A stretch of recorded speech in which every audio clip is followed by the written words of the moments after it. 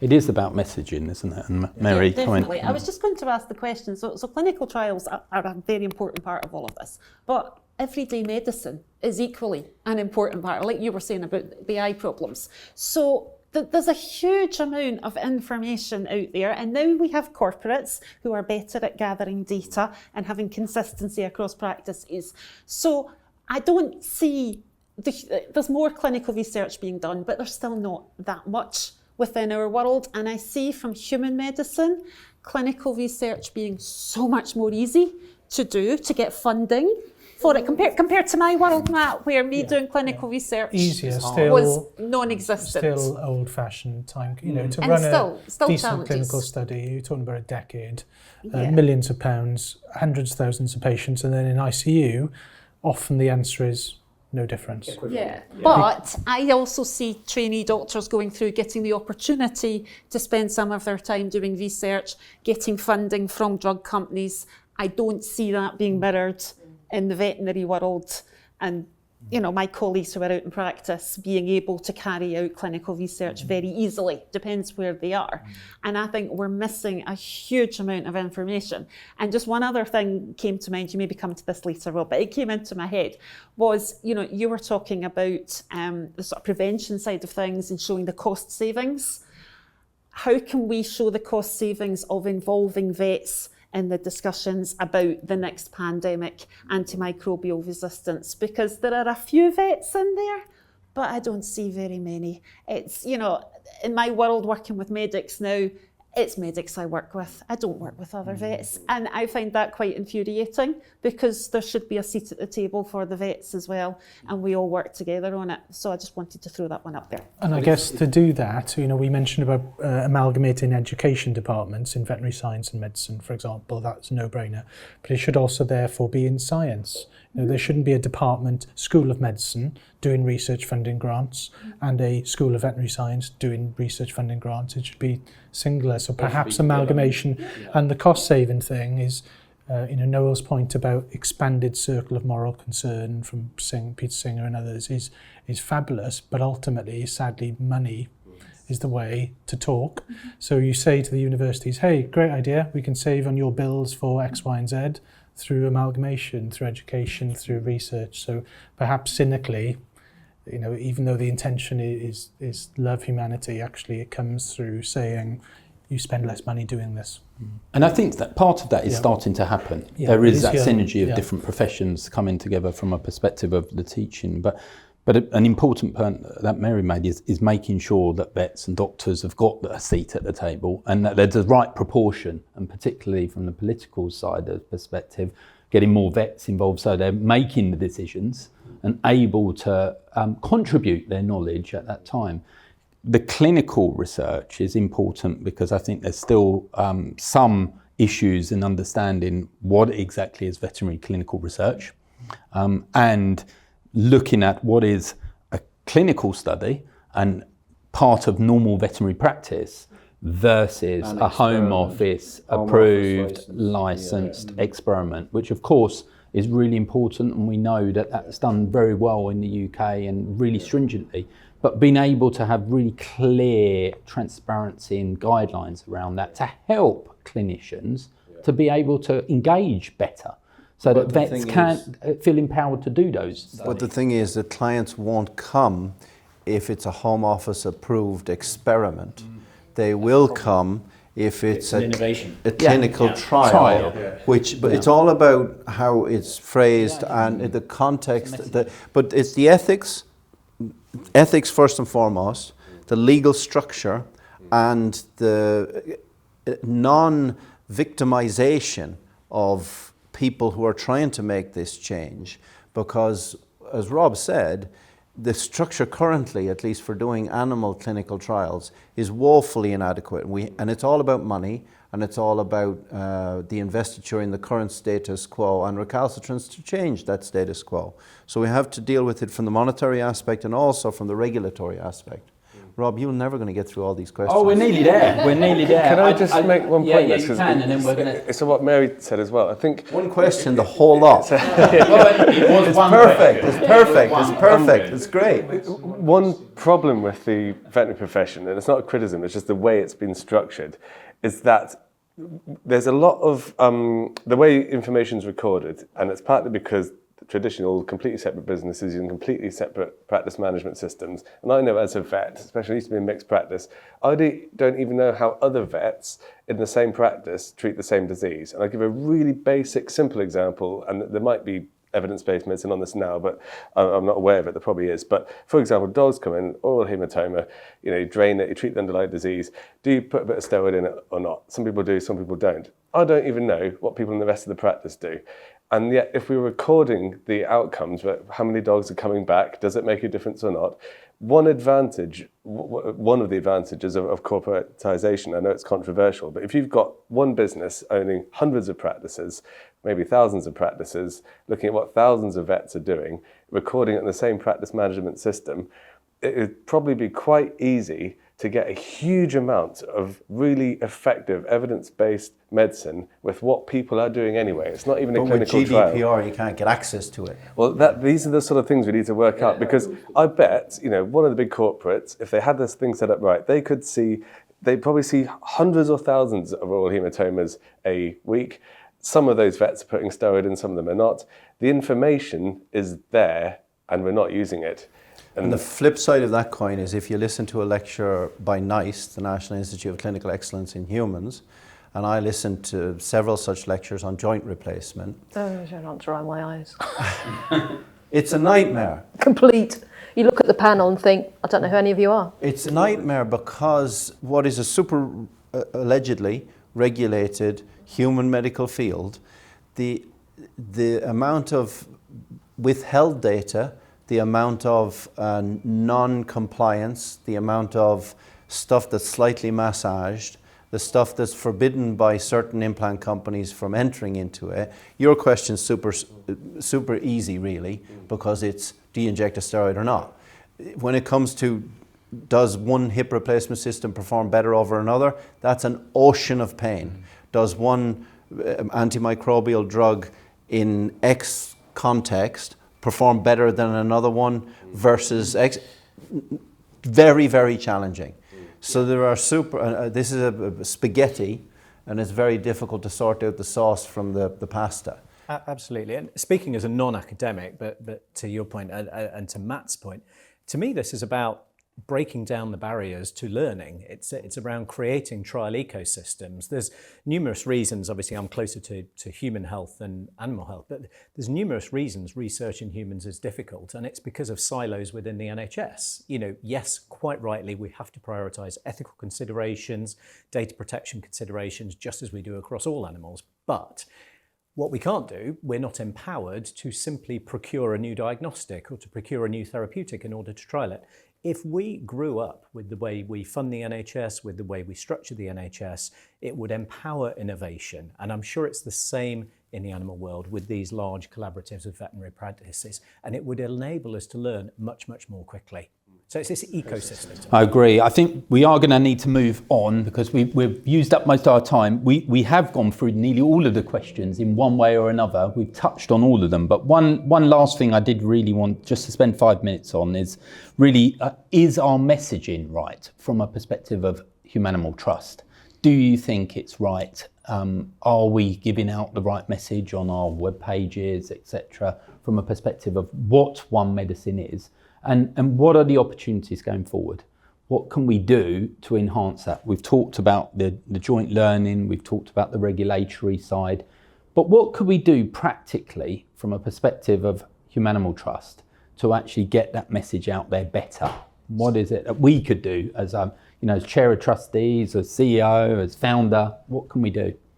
I mean, for me, this has to be about storytelling. This has to be around distinguishing from One Health from the top-level political agenda. We have to segregate this away from the UN Sustainable Development Goals, from anything to do with those political considerations. It's about storytelling.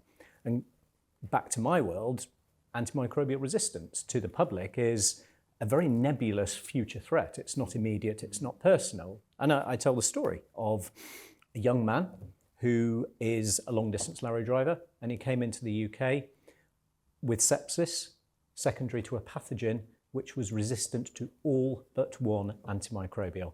That one antimicrobial was only available to me because of the NICE subscription model pilot for reimbursement of 2 antimicrobials. Had we not had that model, he would have died. His 2 young daughters would have lost a dad.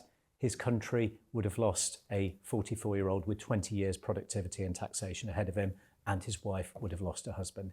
That is the sort of storytelling we need. That's the messaging. We need to make this real, immediate and personal. Brilliant.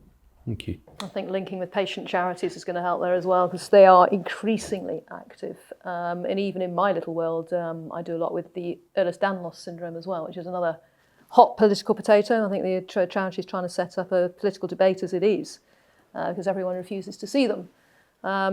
But that is a very active charity. Now, EDS exists in dogs, but there's been hardly any work done on it. Now, if you had a nice story around that then gets onto the EDS website, suddenly you've got the whole of that patient body on board, and every disease you name has got a very active patient charity. So actually getting those sort of involvement, I think, is also a cunning way of trying to bring that message out there. Well, there's a great opportunity around this table for vets, doctors, scientists to get together and think. We've named many diseases that are common across the two, and actually, some case studies would be good, wouldn't they? Actually just trying to, at the moment, develop a new technique for measuring skin stretch, which is one of the diagnostic criteria used in EDS, but the rubbish so far, the human version is absolutely rubbish. Now, I was digging through because I was talking about EDS in animals and found a wonderful veterinary paper stashed away in an old veterinary journal somewhere that I don't think many people are aware of it. Someone's already developed a fabulous skin stretch index in dogs and cats, where you just pull up a skin on the back, measure it, and then do a ratio nose to rump. That is ideal for humans. So I've managed to get myself just recently hold of a couple of surgical depth gauges. And one of the things I'm planning to do is actually just completely change how we do this by using something I've stolen from the veterinary world and just combined it with human. Let's come back to the earlier point. Human doctors are not required to read veterinary literature for their boards, but I was required to read human literature for my boards and was asked about it. And it's crazy, isn't it? It's crazy. 2 kind of solid thoughts. One thing Ron did amazingly well with sepsis, when I started my PhD in 2011 something, sepsis was quite a nebulous term. There were patients dying of it all the time, but it was pretty tricky to know what to do about it. A bit similar to this in a way. There's so many wants and needs, and what Ron did through an APPG, which I know you guys have in October in House of Lords and so on, is you really whittled that down to one request: register all sepsis deaths in the UK. That was the only ask. And I think looking at the website, I'm passionate about it. I absolutely agree with everything. There's not a solid ask that I can go to an MP about or speak to the Dean of Medicine about. There are some things, but I think there was something fabulous about that took a nebulous, massive problem, and since then, it's gone on. I'll give Ron a chance to respond to that. The only other thing to say in terms of public engagement, something to think about outside this meeting, we have worked up a treatment for a documentary with an independent production company to illustrate all these points, which is called Vet Swap. And what it does, it puts a vet in a hospital, it puts a hospital doctor in a veterinary practice. Not just one, there was a community person going into community farming, there was a palliative care physician seeing end-of-life care in animals, there was acute medicine, A&E, etc. And no surprise, the conclusion of that treatment was, hey, it's not very different. There's so much to learn from both sides. That was pre-pandemic. It got through some stages of commissioning and stopped. The pandemic happened. And I think there's probably more need than ever. So, maybe with Noel's So I've tried that others. several times and continue to try it in one guise or another. But you are absolutely right that there is a commissionable commodity. Television is in uproar at the moment because of many, many factors, which we won't waste time on here. But you're totally right. And that's the ultimate story. And of course, the story won't be about the vet and the doctor. The story will be about... Well, the story will be about the example that he just gave. That's what the story's about. or the dog that's the puppy that everybody's in love with, who is going to die of sepsis. And George, who just came on a truck, he's going to die of sepsis. What's the difference? Oh, the genetics of the bug.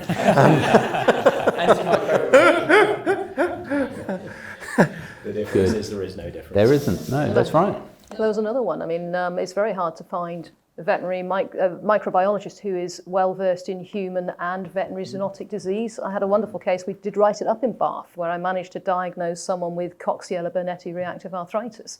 The only reason I knew about it was, again, the farm experience. This is blindingly obvious zoonosis.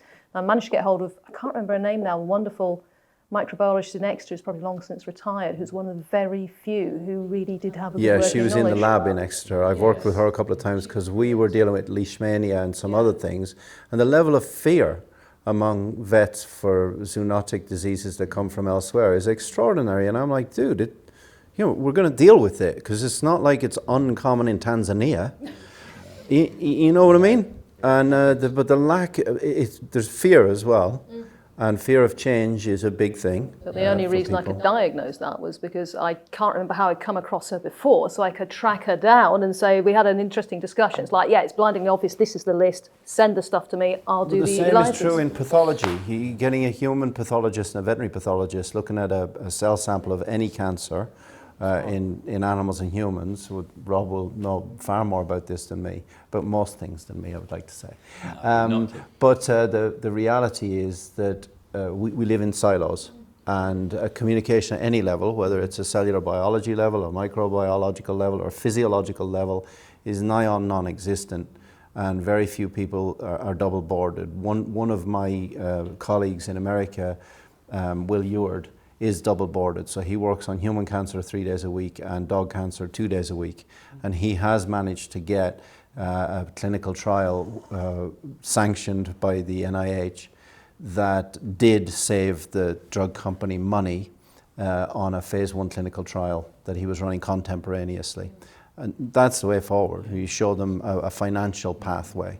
And I think things are changing. The Royal College of Pathologists as now trains both veterinary and medical pathologists. So you can undertake your FRC path in both disciplines in what is a medical college. So things are going in the right direction. The veterinary part's just really tiny in comparison to all those other 16 disciplines of medical pathology. So I think to your point as well, the last person to die of rabies in the UK was bitten by a bat, some sort of ELISA virus, and it just wasn't recognised because, understandably, doctors don't see rabies anymore. Whereas one thing I'd say, you're exactly right, Matt, about to be very specific about Humanimal and how we communicate this is really interesting. The first question is, what does one medicine mean to you? And we went around the table, and it means something slightly different to everyone, or they communicate it in a different way. And I've been through the whole website. There's nothing I disagree about on it, but it's quite hard to articulate in a one sentence exactly what the aim is. And that might be a really good exercise to spend some time trying to work down what, a one sentence or very one paragraph mission statement. And because people need something to relate to. Your words was, what were your 3 words? Immediate?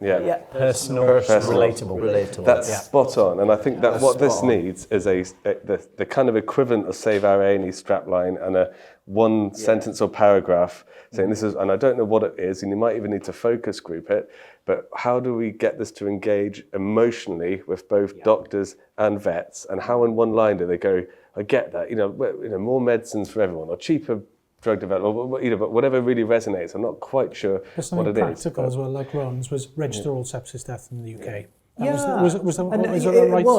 So it's, as you all know, it's going with a single ask or at maximum 2 asks, because politicians don't have a long attention span, as you all know. But just looking at the board, it's up there. I pledge to champion one medicine. Well, that's great. You're sitting on the terrace in the House of Commons or the House of Lords. You get parliamentarians to scroll on a board. That's fine. It doesn't enact anything. Third bullet point. That's where I probably start as an outsider to this, which is around not just the regulatory bodies, but the professional societies, perhaps even NIHR and organisations like that. How can we better integrate animal and human health and research around it. Sorry, I was just going to say, just on that note of how can we move things forward, and just thinking about how marvellous this conversation has been today. And I've come down from Edinburgh, which is obviously famous for the Enlightenment, when people sat exactly like this, debating things. And I know it's difficult to set this sort of meeting up, but I think we need to do more of it. I think we have to get the vets and the doctors in the rooms together, and then we all go, oh, do you really? I never knew that. And it's from those situations that we're all here, and we have to do more of this and spread that word and get those stories from those meetings.